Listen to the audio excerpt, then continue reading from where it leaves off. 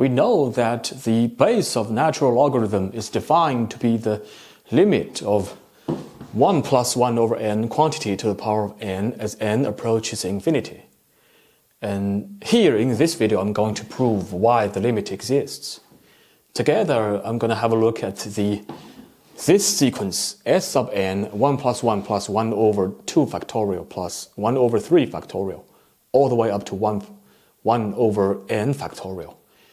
Then I'm going to claim that this sequence and this sequence, they both converge, and they have exactly the same limit. That is E.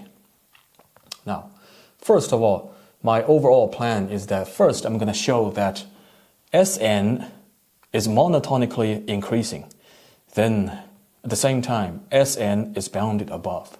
First of all, let's look at Sn. S sub n plus 1, what is that? That is equal to 1 plus 1 plus 1 over 2 factorial plus 1 over 3 factorial plus all the way up to 1 over n factorial plus 1 over n plus 1 factorial. That is essentially the first n plus 1 terms, all the way up to this term. This is in fact s sub n.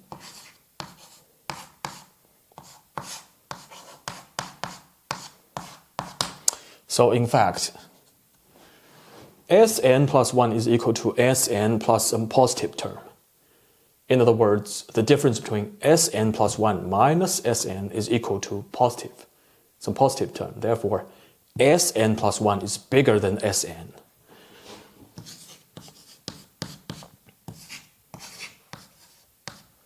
Therefore, really, the sequence Sn is monotonically, strictly increasing. Then I'm going to show Sn is bounded above. Now, here comes a common technique in hard analysis. Is that we want to loosen the inequality just a little bit. Don't loosen too much.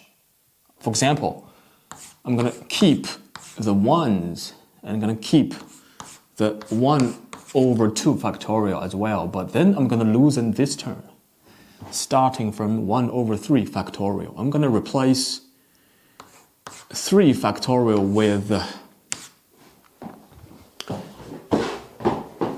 because 3 factorial is equal to 3 times 2. And 3 times 2 is bigger than if I replace 3 with 2. That is 2 squared, right? So if I replace 3 factorial with 2 squared, it's going to become smaller. But since it's the reciprocal, it's going to be bigger. Now, 4 factorial. 4 factorial is already very large, relatively large. However, if I write it, expand it out, that is equal to 4 times 3 times 2. If I just replace 4 with 2 and 3 with 2, so this will become smaller. It will become 2 to the power of 3, right? So likewise, if I replace 4 factorial with 2 to the power of 3, it'll become smaller. However, it's the reciprocal, therefore it's now bigger. 1 over 2 to the power of 3. Likewise, all the way up to, in general, here's the pattern. 3 is exactly 1 larger than the power 2. 4 is exactly 1 larger than the power 3. Therefore, we can easily show that n factorial can be written as n times n minus 1, all the way down to 3. 3 times 2. So that is larger than if I replace n with 2, n minus 1 with 2. Everything with 2. 2 remains as 2. How many of them? n minus 1 of them. So that is 2 to the power of n minus 1. So it becomes 1 over 2 to the power of n minus 1. For the same reason, it's become bigger. Now, this is in fact after we've loosened the inequality, which has become bigger, which has now turned into a geometric sequence. Now, this is in fact, I just copied down the 1, and I start from this term, 1 plus half plus 2 to the power, plus 1 over 2 to the power of 2, all the way to this term. So first term is 1, last term is this term. How many terms here? Exactly n terms. Now, using the formula, so on the bottom we have 1 minus the common ratio, that is half. Top we have first term, that is 1, times the bracket. Inside bracket we have 1 minus the common ratio to the power of n, that's the number of terms. So if we just loosen it further, if we just get rid of the minus half to the power of n, then it's become even larger. That is 1 plus 1 over half. Because previously we just subtract some positive term from 1.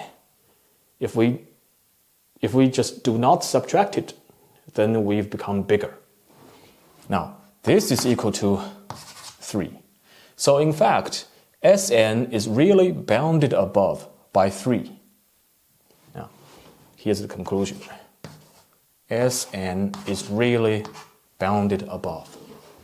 Combined with the fact that Sn is monotonically strictly increasing. Therefore, according to the well-known theorem in analysis, convergent sequences, if a sequence is monotonically increasing and is also bounded above, then it has to be convergent, which I have not proved yet. Perhaps I'll give a rigorous proof in a future video, but right now just accept it. It's intuitively clear, intuitively makes perfect sense. Right?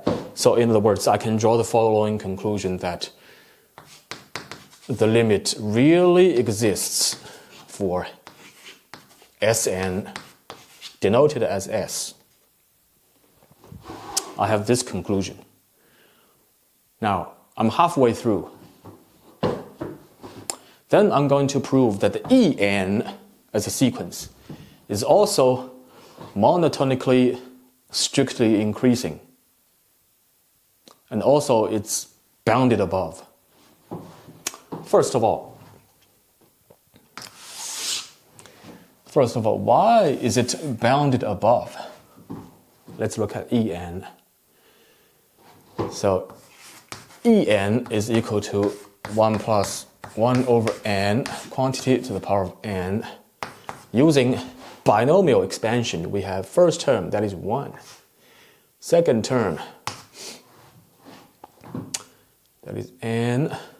N choose 1, that is n. N times 1 over n, that is 1. Third term, that is n choose 2. What's the formula? Combinatorics. N times n minus 1 over 2 factorial. Then times 1 over n squared. 1 over n squared. What's my next term? Is n choose 3. N times n minus 1 times n minus 2 over 3 factorial. Likewise, times 1 over n to the power of 3. All the way up to, what's my last term? That is 1 over n to the power of n. This is just standard binomial expansion. Now, then I'm going to rewrite every term. I'm going to keep 1 plus 1. So this term, in fact, I'm going to distribute n onto this n and n minus 1 onto the other n. Then, so in other words, I distribute n onto one of the n's. Then I'm going to distribute n minus 1 onto the other n, because n squared is just n times n. After I rewrite it like this, I can then rewrite it further as 1 times splitting this fraction, that is bracket 1 minus 1 over n. So write it like this. So I'm going to take out 1 over 2 factorial. Take it out. Then multiply by this. Bracket 1 minus 1 over n. Likewise, distribute n onto one of the n's here. Distribute this onto one of the other n. Distribute n minus 2 onto another n. I have 1 over 3 factorial times bracket. So what does it look like? So still 1 distribute n distributed to n, n minus 1 distributed to n, n minus 2 distributed to n really can be written into bracket split up 1 minus 1 over n times 1 minus 2 over n, really. So 1 minus 2 over n, all the way.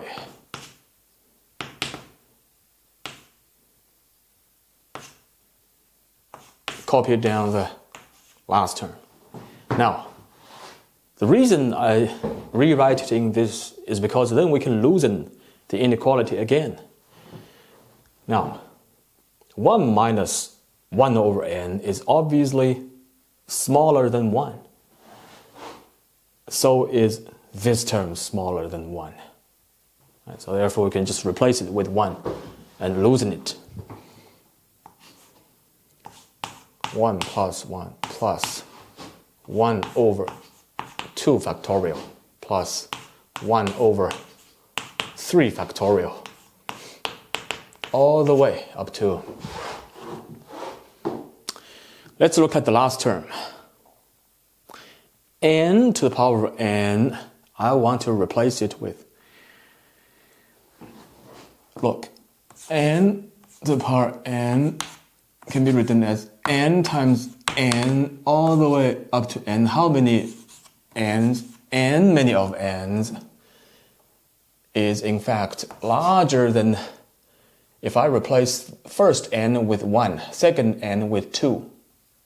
That is 1 times 2 times 3 times all the way up to n. That is n factorial. So in other words, n to the power of n is larger than n factorial.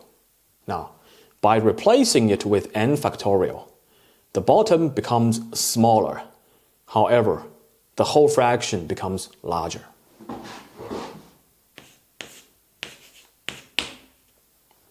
The same idea. So eventually it is really loosened into this sequence. This is exactly Sn by definition. And I've proven Sn is bounded. I've already proven that it's bounded by 3. Therefore, En as a sequence is really bounded by 3. My next job is I'm going to prove En is actually monotonically increasing. So far, I've proven that Sn monotonically increasing and Sn is bounded above. So therefore, Sn really has a limit. And I've also shown that En as a sequence is also bounded above. In fact, I've also shown that En is less than Sn, but I'll use that later. So now my goal is to show that En is also monotonically increasing. So all I need to show is that E sub n plus 1 is it larger than E sub n? If I can show that, then I can prove that En is really monotonically increasing.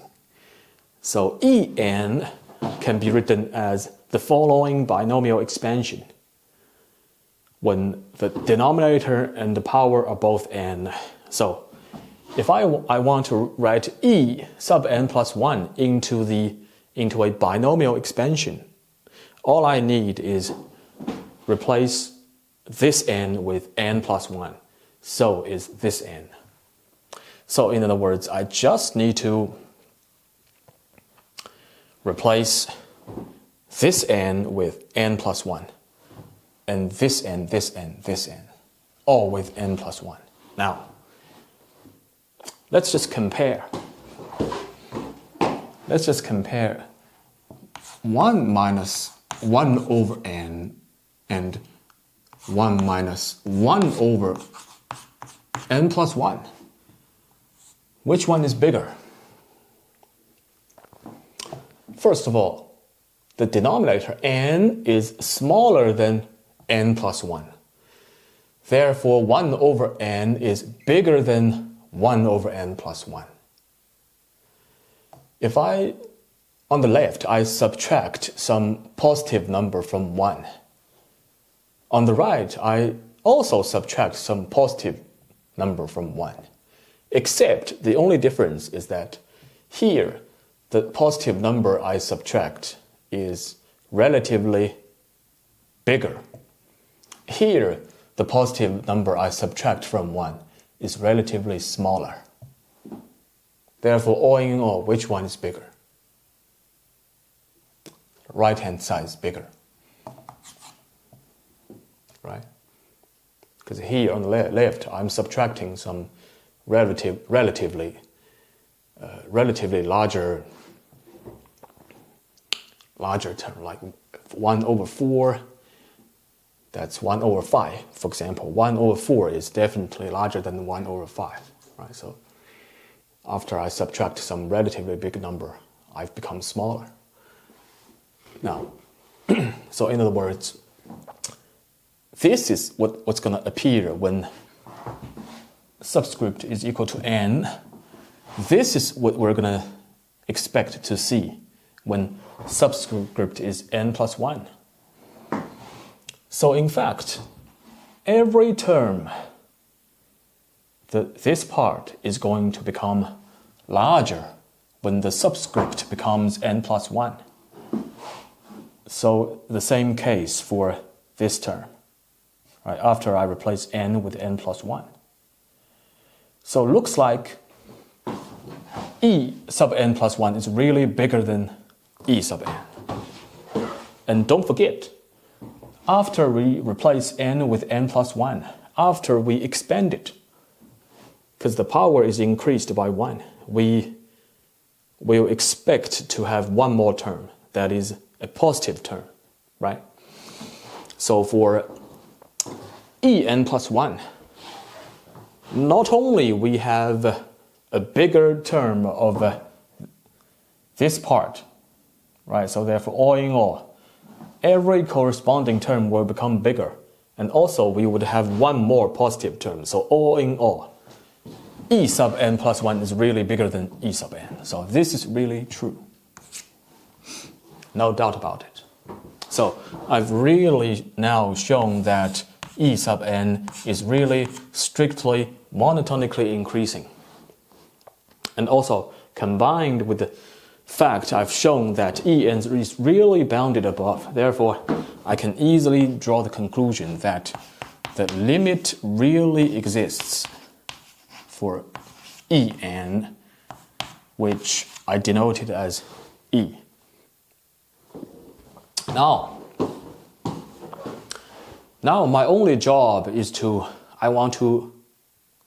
first of all, I've already shown that En is less than Sn. right? I've shown that En is less than Sn. Can I take the limit on both sides? Yes, because I've just shown that the limit exists for both sequences. Therefore, after I take the limit on both sides, then I can have E is less than or equal to S, because I denote the limit for En as E and the limit for Sn as S. And don't forget, we have to add an equal sign in here. It's no longer a strict inequality. After we take the limit, that's a well-known result in analysis. Now, my next job is I want to show that E is larger than or equal to S. Then I can show E is equal to exactly S. So how can I show that? Right? So is E larger than or equal to S? I just need to show that first of all, it's not immediately obvious because we've just shown that En is less than Sn.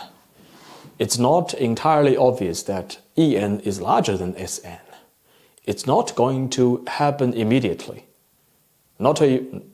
without using some other tweaks here. I'm just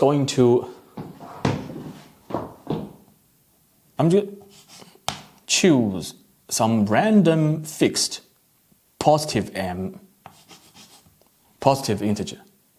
Now, my selection is totally arbitrary, but after I arbitrarily randomly choose a positive integer m, I fix it. Now, then I just fix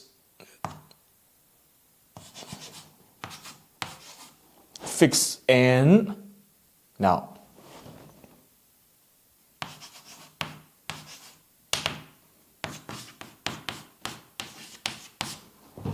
right? First of all, is it doable? Is it achievable? Right. M is arbitrarily randomly chosen and now it's fixed. Once it's fixed, can I find a large enough n that's larger than m? Of course, it's doable. Then, in other words, both m and n are now fixed. Now, I'm going to loosen En a little bit. How can I loosen En a little bit? First of all, I'm going to claim that. So, I'm going to show that En is in fact, because remember, n is bigger than m. If I just stop at exactly 1 over m factorial without going all the way down here, I can make the expression a little bit smaller, right? So that is becomes smaller, 1 plus 1 plus 1 over 2 factorial, 1 minus 1 over n plus 1 over 3 factorial, 1 minus 1 over n, 1 minus 2 over n plus all the way up to 1 over m factorial times 1 minus 1 over n times all the way up to 1 minus m minus 1 over n. That's when m is less than n, right? The pattern is clear. 3 is exactly 1 larger than 2. So m is exactly 1 larger than m minus 1, right? So I just stop right at m instead of going all the way down to here. So that way it's smaller. Now, notice this is when m is fixed. So is n. Now, holding m fixed, I let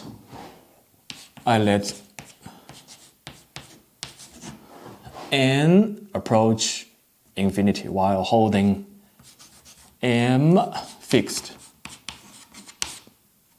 This is what's going to happen because m is fixed.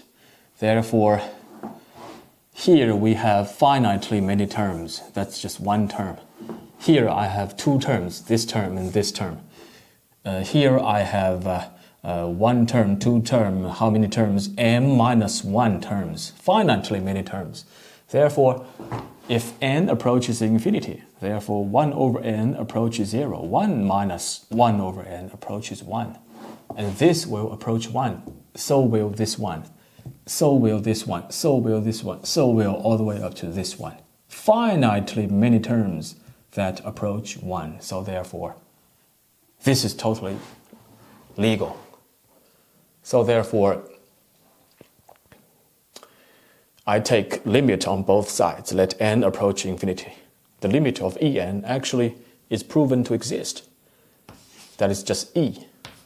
Is larger than or equal to, we have to add an equal sign here as we're taking the limit. So 1 plus 1 plus 1 over 2 factorial plus 1 over 3 factorial, because all of those terms are approaching 1, plus all the way up to all of those terms, finitely many terms are all approaching 1, plus 1 over m factorial. That is s sub m. The only difference is that here I use n, there I use m. That's the only difference. Essentially, it's the same thing. So, a constant is larger than or equal to a sequence. So, if we take the limit on both sides, should still remain true, right? So, in other words, E is larger than or equal to the limit of Sm is S as m approaches infinity. Now, here is the, because right now you might be asking that, first of all, I let both m and n fixed. Then I let n approaches infinity. So far, so good. It's still legal. Then this inequality is still looking good, still legal. But how come can I let m approach infinity in this case? In this step, how can I do that and achieve this inequality? Right? Isn't it a contradiction? Right? First of all, it was fixed, then it's approaching infinity. I say, this is totally legal. There's no problem with it. There's no contradiction. Because how did I fix m? How did I do that? I arbitrarily, randomly fixed some m. This is how I fixed it. For example, if m is fixed to be 1 million, and n is something that's larger than 1 million, that's 2 million, then this inequality is true. And if we let n approach infinity and m still fixed to be 1 million, this inequality is still true. So therefore, if I fix m to be 1 billion, still true. If I fix m to be 1 trillion, this inequality is still true. So in other words, no matter what the value of m is, for any m that's a positive integer, this inequality is always true. No matter what the value of the subscript is, it can be any positive integer. This inequality is always true. Therefore, I can let m approach infinity and still holding this inequality true. That's why. Now, combined with the previous proven fact that E is less than or equal to S, I've proven. And now E is larger than or equal to S. E is larger than or equal to S. I really proven it. So therefore, E has to equal to S.